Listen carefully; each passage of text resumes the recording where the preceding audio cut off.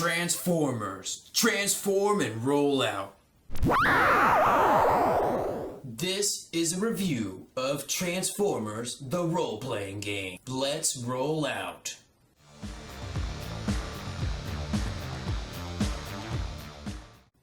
Here we have the core rulebook for Transformers, the role-playing game, published in 2022 by Renegade Games Studios. Let's take a look at the back. More than meets the eye. In the Transformers role-playing game, create your own Autobot character and wage your battle to destroy the evil forces of the Decepticons. Whether defending Earth against Megatron's plans of attack, searching for elusive stores of Energon, or protecting innocent humans and Cybertronians alike, your game is only limited by the stories you create. Autobots, roll out. Always really like books that come with a bookmark ribbon, just to keep things nice and organized for when you actually need to go back to a certain page. And I really do like the inside cover, where you just have, well, it's not a solid background, it's just an actual spreadsheet of various Transformers and their mechanical bits and stuff like that, which is actually really cool. I appreciate that. Transformers, the role-playing game, is an Essence 20 game, which Renegade Game Studios has created for their line of products, such as Power Rangers, G.I. Joe, and of course Transformers. The book is spread out over 13 chapters. Of course, you always start with your introduction chapter, and then we'll go into the various character creation chapters. And then we actually get to Essence scores, which are your attributes and skills. And then we actually get some general perks, which are things like feats and stuff like that, equipment, combat, exploration rules, some locations, your NPCs and threats, and then we have a sample adventure at the very end. So what does it take to create an actual Autobot? Character creation can be broken down into about 7 steps. You start with the character concept, then you determine your essence scores and skill points. You'll select 1 to 3 influences, select an origin, which in this case will be what your Autobot turns into. You'll select a role, you'll describe your character, and then you'll form bonds with your teammates. So influences are basically where your Autobot comes from, their origin story, so to speak, or their job before they became a warrior in this endless war against the Decepticons. So let's take a look at the influences real quick. You have the bureaucrat, cube player, experiment, so you were experimented upon, a former senator, a gladiator, hunter, inventor, the machinist, racer, scavenger, security, and war veteran. Each of the influences come with some sort of a perk that you get when you select it, and some suggested characteristics to help you roleplay as that character. Now, there are some potential hang-ups, and this is for when you actually select 2 or 3 influences at character creation. The first influence is free, so to speak, but when you select a second or third one, you need to choose a hang-up for each one. Hang-ups are detrimental distractions, so to speak. Let's take a look at distressed. You are often distracted by worries and concerns that may or may not be relevant to the current situation. When making an alertness skill test to gain a better understanding of potential dangers to others, take a downgrade of 1. So things like that. Let's take a look at the origins. The origins are actually what your Autobot turns into when they're in alt mode. I actually really do like how they set it up here. It's your chassis selection. So you get an influence, an actual chassis, and then you actually have your role on top of that. So your chassis selections include things like a champion. Those are your fast-moving cars. You have a cutter, which are sea crafts. You have the lookout, which are infiltration-type cars or an infiltration chassis. A monolith, which are your big rigs, so to speak. An outrider, which are your vehicles that can go into nature and stuff like that, like Jeeps and other things. I don't know, I don't actually have a Jeep.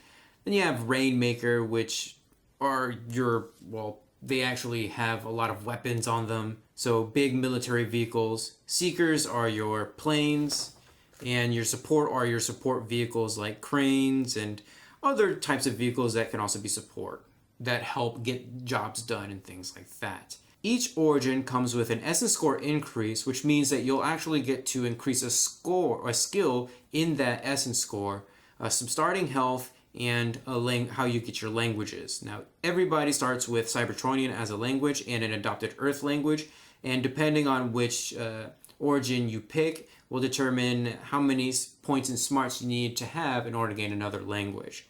You also get an origin benefit, and then you get some rules for your bot mode, which basically gives you your movement speed and what your size is, and something that says that, hey, you have hands with fingers, so you can actually pick up different tools and use them. And you also get your alt mode stats. So for the support, they can move 45 feet in the ground or 30-foot aerial, depending on what you pick as your support. Their size is long. They have a crew size of 2 and fire points of 2. And then everybody has the limited articulation, which says, hey, you can't use tools because you don't have fingers. And they also have like a special attack, which can range between 1 to 2 blunt damage and a trip. And then we have roles. Roles are your classes that your Autobots can choose to adopt. So we have things like the analyst, the field commander, the gunner, the mode master, which is actually really interesting because normally Autobots can only have one alt mode, but the mode master can have multiple ones. The scientist, the scout, the warrior, with some rules for losing limbs, by the way. So I'm not sure if it's because I screwed up in the Power Rangers character creation video I did a long time ago, as badly as I did, but I still get a little mixed up with the whole process for creating a character in the Essence 20 system. I've simplified it this time by setting my Essence scores and skill points towards the end of the process, and I think what it really comes down to is that there's just a lot of bookkeeping in terms of the Essence scores and the skill points. You see, every time your essence score increases, you get a skill point that goes with that essence. Let's actually take a look at what the different essence scores are and the skills. There are 4 different essence scores. You have strength, speed, smarts, and social. Under strength, we have skills like athletics, brawn, conditioning, intimidation, and might. Then we have speed, which has the skills of acrobatics, driving, finesse, and infiltration, as well as initiative and targeting. For smarts, the skills are alertness, culture, science, survival, and technology. And for social, we have animal handling, deception, performance, persuasion, and streetwise. Now, each of these different skills have specializations. And I do like how they list some sample specializations. For example, persuasion's sample specializations include diplomacy, embellishments, flattery, and truth-telling. Not all skills have specializations. For example, conditioning under strength does not have specializations, and you can only take that skill up to 6 times. Actually, I'm pretty sure you can only take any of the skills a maximum of 6 times. Equipment follows the same suit as Power Rangers RPG, where you're given generic item names and stat blocks, and you can find upgrades for them later down the line. Even though it is the same, I actually prefer it in this game than I did in Power Rangers, for the sole reason because it fits Transformers a little bit more thematically. Also, I'm kind of very unfamiliar with equipment in the Transformer universe, other than that there are laser blasters and Megatron can turn into a pistol. Yeah, look it up. Starscream literally has to hold him and shoot him whenever he transforms. But for each of the weapons, you have things like how available it is to your mission, like whether or not you can just simply pick it off the rack or if you have to request it or something like that. There are some requirements as well as range and how many hands you have to use to hold it. But then you have like your effects, like this close combat heavy blade deals 1 sharp damage. And there are alternate effects, so you can downgrade your skill rolls to use the alternate effects. So instead it does 2 sharp damage with 2 hands, and then it's got some traits, sharp and silent, which some of your rolls are proficient in some of those traits. So there is that. The items, though, are generic sounding, And they should be because they're just generic weapons. You have access to most of these for each of the missions. And you only really get upgrades for them if you have those upgrades. Like if you find those upgrades or if they're basic enough to where you can actually have those at your base. This is a very mission-focused game, and we'll talk about that later in my final thoughts. So let's say that you want to perform an action. The Essence 20 system has a very different way of going about this. You still get to roll a d20, but this time around you add a dice modifier. Skills are ranked from D2 all the way to D12. When I did my review on Power Rangers, I kind of commented about how I wish they started with D4 and went up to D20. And I kind of retract that statement now, as jumping from D12 to D20 would make things a bit awkward in terms of balance. When you roll a skill test, you grab a D20 and the skill dice, so either D2 all the way up to D12, and roll them together and add the results. If you are specialized in a skill, for example, my Autobot was specialized in telling the truth and persuasion, you would roll your D20 and skill die and any other dice under it. So he had a D8 as his persuasion skill. If he decided to tell the truth in a hard way to an Autobot, he would get to roll a D8, a D6, a D4, and a D2. But you would only pick the best result and add that to your D20. I actually like this way of rolling. It makes progress and investments into skills worth it. Combat is translated in the same way. The rules are not changed or bent to accommodate for a different feature. To begin with, everyone rolls for initiative, which is a skill with ranks. If you want to attack, roll with the appropriate skill, either targeting for range attacks or either might or finesse for melee attacks. Compare the result against the opponent's toughness or evasion. And that's simply a matter of taking 10 plus the appropriate skill and any modifiers that may get added onto that from upgrades, and there you go. Where things get a little bit confusing is how speed comes into play. Speed actually determines how many actions you can perform in combat. If your speed is 1, then you can only perform a move or a standard action. Ouch. At speed 2, you can perform a move and a standard action. At speed 3 plus, you can perform both in addition to free actions. Free actions are things that hardly take up any time, but some actions might require more than one free action to perform. Yeah. You can convert a standard action into 2 free actions, and there is a way to use your standard action to perform a movement. There are all sorts of modifiers as well. If there are any size differences, then you'll look at the size adjustment matrix to determine if you get an upshift or a downshift, which is Essence 20's way of increasing or decreasing your skill die. I should mention that it is possible to go above a D12 and below a D2, but you can only get those results through upshifting and downshifting. The game also makes use of edges and snags, so you'll roll 2d20 and take the better or lesser result. All I can say is this would be the type of a game where I would constantly be looking at the GM screen to make sure I get my modifiers right, because there are lots of different ways to get them. Since Transformers can transform into vehicles, there are rules for chases, but they are very basic at best. I really wish they had come up with something a little more involved, kind of like how Blade Runner did its chases, and aerial combat isn't anything special either. The last thing I'll touch upon in this section of the review is the amount of resources at the player's disposal. I'm not a big fan of having story points and Energon points, but I also see the need for it. Story points can influence dice results and give temporary defense bonuses when spent, whereas Energon points can influence skill dice and a way to ignore defeat for a round. Energon is also used for certain abilities.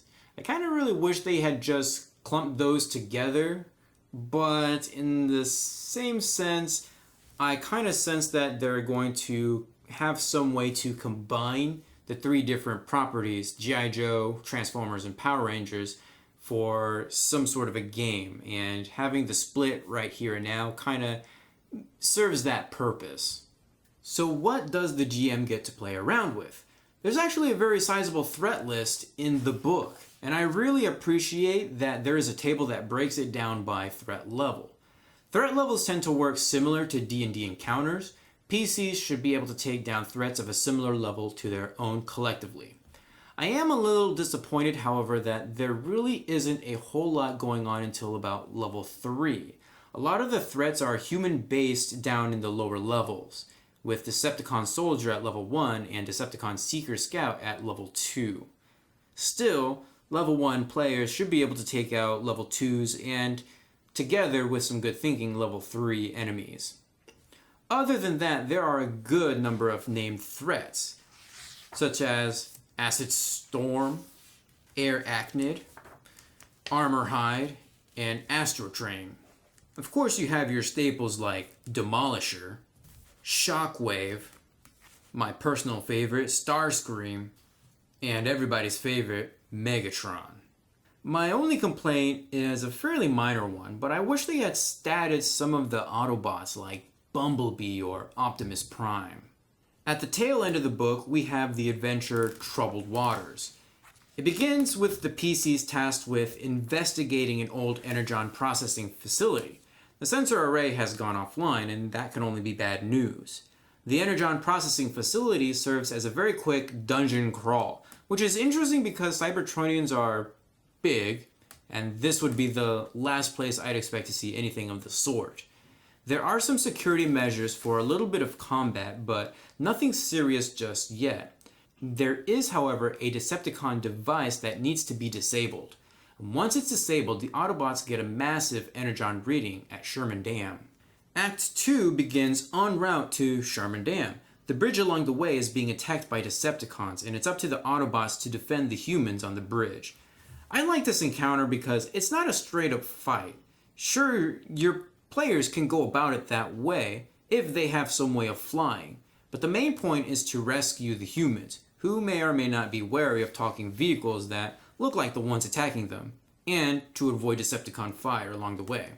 Act 3 begins at Sherman Dam. Starscream has enlisted the help of Skywarp, Acid Storm, and Thundercracker to help secure the dam.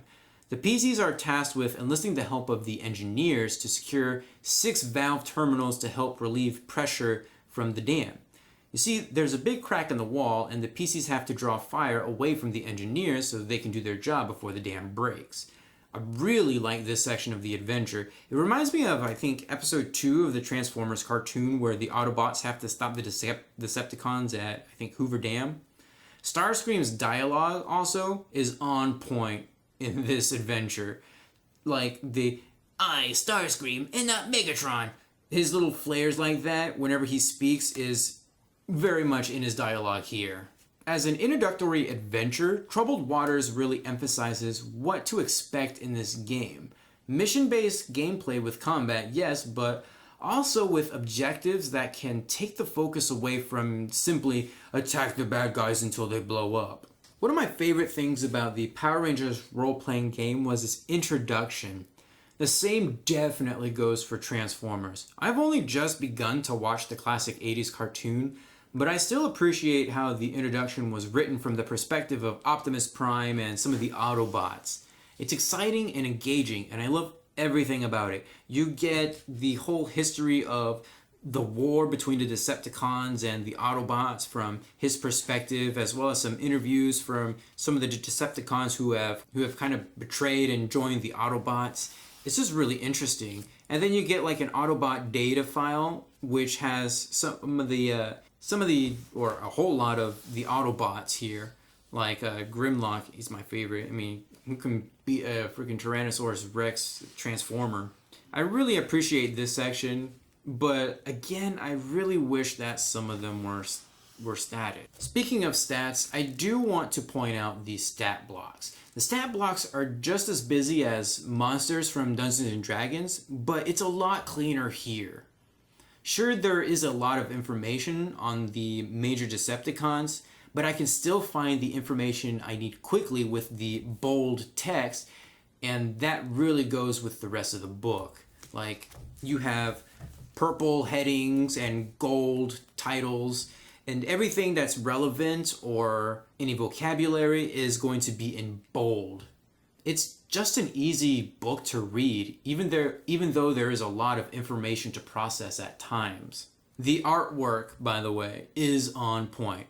I've never read or looked at any of the Transformers comics, but I really hope this is what it looks like because it's just exciting to look at. You're getting the classic Transformers look here, not the overly technical Michael Bay stuff. There are a few pieces that are a bit awkward to look at, however. Almost like it's been blown up a bit and shouldn't be a full-size page. This one specifically, it just seems blurry just to look at. Also, I didn't really know that Cybertronians come in male and female forms, but yeah, I kind of see that now.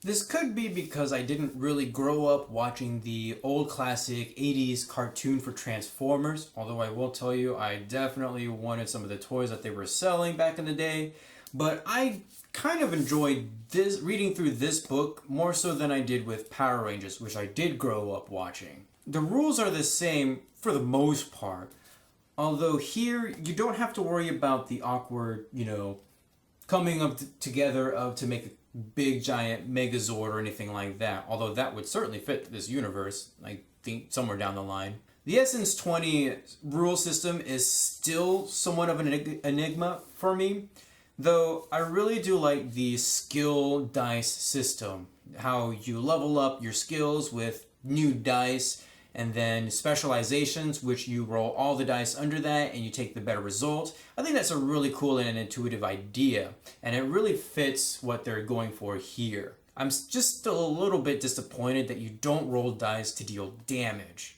Now, I know why it is the way that they've done it here, because HP is so low, even with conditioning, and if you were to roll for damage, then that would really highly unbalance things. But I'm still going to miss it. You only ever roll dice for skills, whether it's to perform an action or to hit something, and that is it. Would I play this with my gaming group? Well, that kind of really depends. You see, this game is really for people who grew up or are into the property of Transformers, just like how Power Rangers was for Power Ranger fans. I would really love to see an expansion further down the line for Beast Wars, though. That was my jam back in the day. I will say that Transformers RPG is more along the lines of what I would introduce to new players who are new to the Essence 20 system than I would with Power Rangers. With Power Rangers, there were a lot of awkward rules for things, like, the Megazord, for example. But here with Transformers, it's just straightforward. And I can only assume that it's going to be straightforward with G.I. Joe, which I don't have quite yet. It's been ordered, it's on its way. It'll probably reach my house within the next month or so. But for now, I think that Transformers, the role-playing game, is a little bit of a cleaner book, in my opinion. That's going to do it for now. Feel free to leave a comment down below. Give this video a huge thumbs up to support this series, and I will see you guys in the next video.